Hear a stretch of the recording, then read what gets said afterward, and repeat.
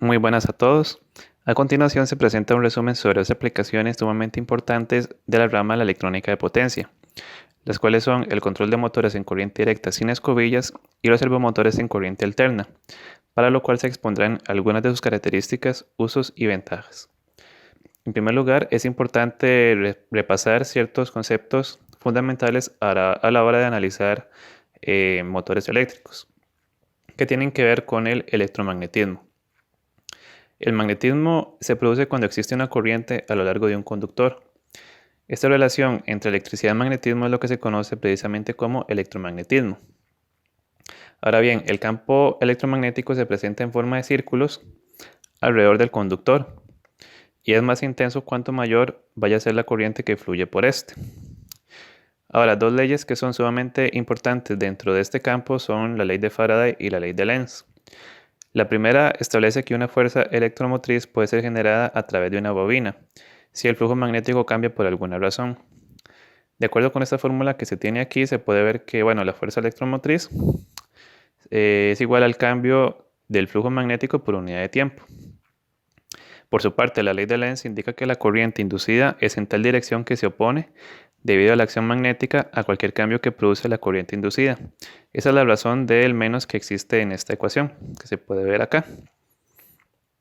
Ahora bien, en primer lugar vamos a comentarles un poco sobre los motores CD sin escobillas. Estos motores se clasifican como motores de uso especial, y a pesar de que en su mayoría son monofásicos, también existen bifásicos y trifásicos. Estos motores, son motores síncronos, puesto que el campo magnético del rotor está sincronizado con la rotación del campo magnético inducido en el estator. Ahora bien, si comparamos los motores CD sin escobillas con otro tipo de motores, se encuentra que estos tienen ciertas ventajas. A pesar de que los motores CD sin escobillas se basan en el mismo principio de inducción que los motores CD convencionales con escobillas, que estos motores, son utilizados tradicionalmente en aplicaciones donde se tienen fuentes de potencia DC, como en los aviones y automóviles. En estos últimos la conmutación se realiza de manera mecánica, por lo que se producen problemas de generación excesiva de chispas, calentamiento y mantenimiento por desgaste excesivo de las escobillas. De igual forma se puede comparar estos motores con motores de corriente alterna. La principal ventaja es que el motor de corriente directa puede brindar una velocidad de operación variable, incluyendo dirección inversa y capacidad de bloqueo. Por ese motivo es que se emplean los motores en corriente directa sin escobillas, en los cuales la conmutación se hace de manera eléctrica, con un circuito de control, para así poder aprovechar sus ventajas sin los inconvenientes que producen estas escobillas. En el motor sin escobillas, esos componentes mecánicos son sustituidos por interruptores electrónicos, lo que evita el periódico mantenimiento que requieren las escobillas y el conmutador. En el motor CD sin escobillas, solamente la armadura del bobinado origina calor, la cual constituye el estator y está conectada a la carcasa externa del motor, lo que hace que el calor se disipe mejor que un motor donde el rotor se encuentre en el interior. Estas condiciones hacen que las aplicaciones de los motores con escobillas queden más limitadas. Ahora bien, dentro de la constitución o el modelo de un motor CD sin escobillas, se tiene que, sus componentes básicos son un rotor de imán permanente, un estator con un devanado de 3, 4 o incluso más fases, sensores de posición del rotor y un circuito equivalente para controlar las fases del devanado del rotor. En primer lugar se tiene el estator. El estator de un motor, CD sin escobillas es muy similar al de un motor síncrono o un motor de inducción. Los motores pueden ser monofásicos, bifásicos o trifásicos, donde los monofásicos y los trifásicos son los más utilizados. En esta imagen se muestra un ejemplo de un motor trifásico cuyas fases son A, B y C. En el estator se encuentran acopladas al núcleo de hierro estas tres fases del devanado. Generalmente este tipo de motores tienen los devanados conectados en estrella, por lo que se unirán en un mismo punto. Ahora bien, por su parte, el rotor está formado por imanes permanentes y un determinado número de pares de polos, acoplados en la superficie o en el interior del núcleo de hierro. Cuanto mayor sea el número de polos, mayor es el par obtenido para la misma intensidad de corriente, aunque se llegará a un punto donde debido al espacio necesario entre imanes, el par dejará de crecer. El coste de fabricación del rotor aumenta con el número de imanes, por lo que hay que llegar a un balance entre par, número de polos y costo. En cuanto a los materiales de fabricación, bueno, los imanes permanentes están conformados por unos materiales que contienen elementos pertenecientes a lo que en la tabla periódica se conoce como elementos de tierras raras. Sensores de posición. Resulta primordial conocer la posición del rotor para realizar conmutaciones. Los dos sensores más usados son sensores de efecto Hall. Se integran tres en el estator desfasados 120 grados. Cuando los polos del rotor pasan por los sensores de efecto Hall, estos inducen una señal. Cada 60 grados un sensor cambia su estado al detectar esta presencia, completando un ciclo en 6 pasos. Como ventajas son compactos, de buen rendimiento y económicos. Encoders o codificadores incrementales. Con discos codificados ópticamente producen pulsos cuadrados. La posición se determina contando el número de pulsos desde una referencia conocida. Estos sensores no se ven influidos por la vibración en el eje. De ellos también se puede obtener la velocidad contando el número de pulsos en un periodo de tiempo fijo. Ahora se explicará el control de la conmutación.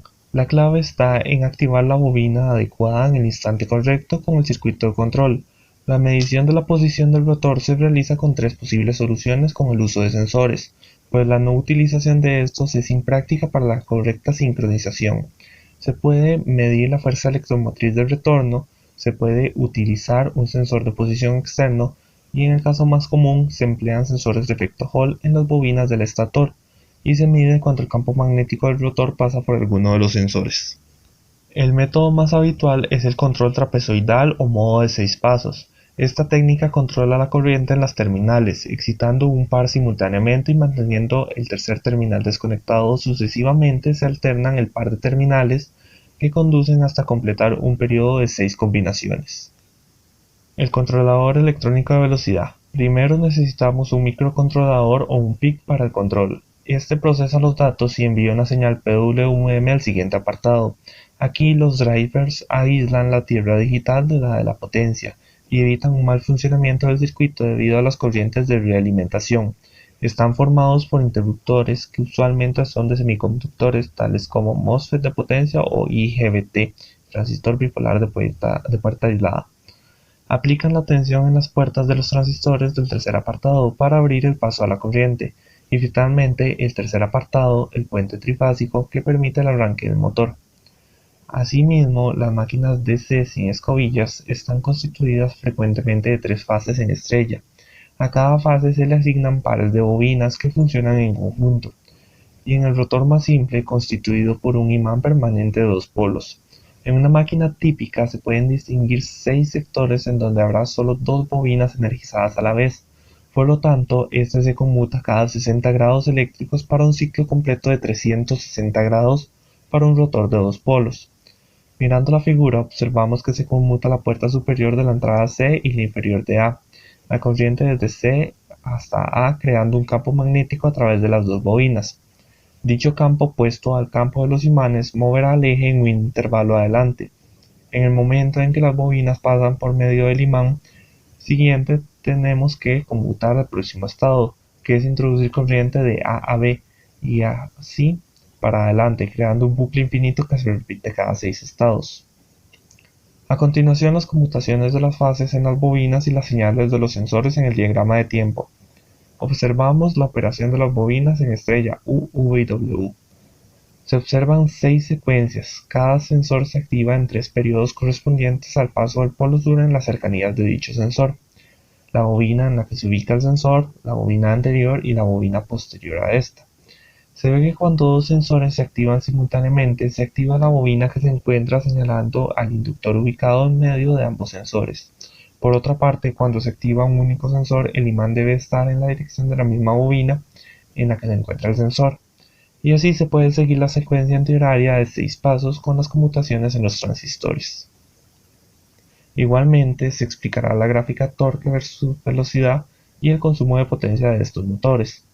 Se varía el torque y la velocidad controlando el flujo de corriente promedio, conmutando la tensión suministrada en las bobinas. La relación entre apagado y encendido define la tensión y la corriente promedio. Se utilizan dos parámetros, el torque pico y el torque nominal. La máquina opera a máxima velocidad hasta 150% de la velocidad nominal, pero el torque empieza a disminuir. Se necesita un torque mayor al nominal al arranque. Un motor convencional de escobillas transmite la potencia a las bobinas del motor, las bobinas del rotor. La fricción provoca el desgaste y las pérdidas. En un motor DC sin escobillas, por el contrario, al eliminar estas se presenta una disminución en pérdidas de hasta un 27%.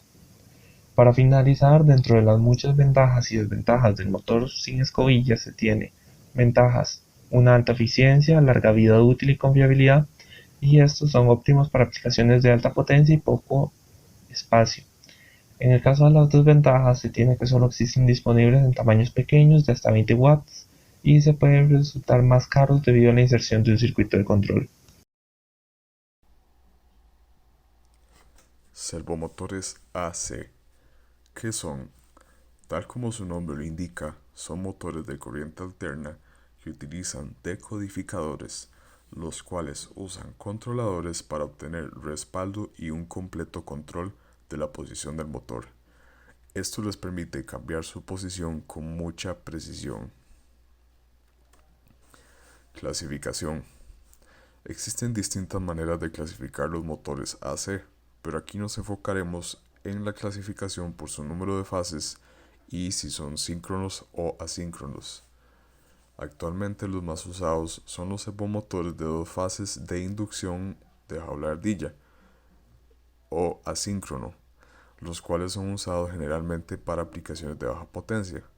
Por otro lado, para una mayor potencia se utilizan los servomotores de tres fases, también de jaula de ardilla, es decir, también asíncrono. Características. Los servomotores AC pueden soportar fuentes de corrientes altas y son más usados en maquinaria industrial, incluyendo robots y otras aplicaciones industriales donde se requieren altas repeticiones y precisión. Construcción y funcionamiento. La mayoría de los motores de corriente alterna contienen un elemento giratorio, es decir, el rotor, y esto no es la excepción para los servomotores AC. Además, cuentan con un estator. El estator consta de un marco cilíndrico y un núcleo. Una bobina de inducido se enrolla alrededor del núcleo del estator y la bobina está conectada a un cable conductor, a través del cual se proporciona corriente al motor. En los síncronos, el rotor consiste en un imán permanente.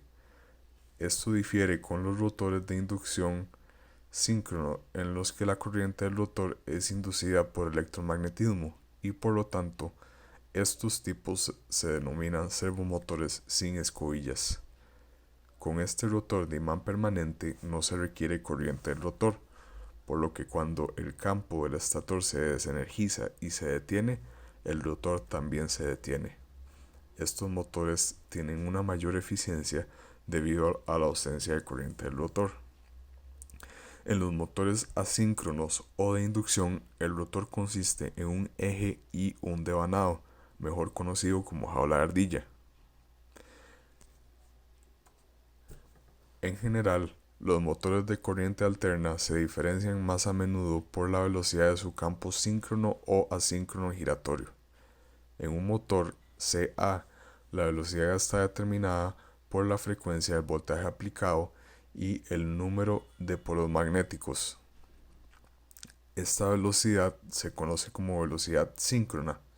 Por lo tanto, en un motor síncrono, el rotor gira a la misma velocidad que el campo magnético giratorio del estator.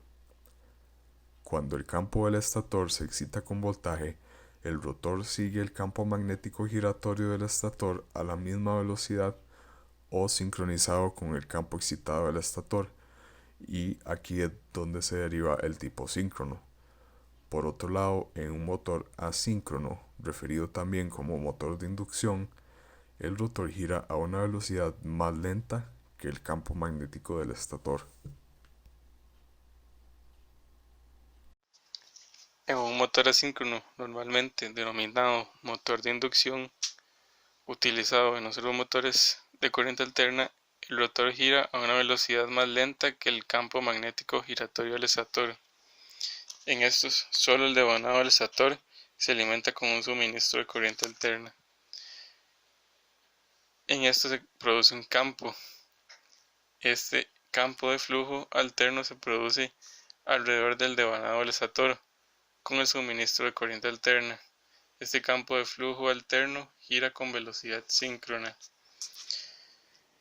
Este flujo giratorio se llama campo magnético giratorio o RMF por sus siglas en inglés. La velocidad relativa entre el campo magnético giratorio del estator y los conductores del rotor provoca una fuerza electromagnética inducida en los conductores del rotor, de acuerdo con la ley de inducción electromagnética de Faraday. Esta es la misma acción que ocurre en los transformadores. Ahora bien, la corriente inducida en el rotor también producirá un campo de flujo alterno a su alrededor. Este flujo del rotor va a la parte trasera del flujo del estator.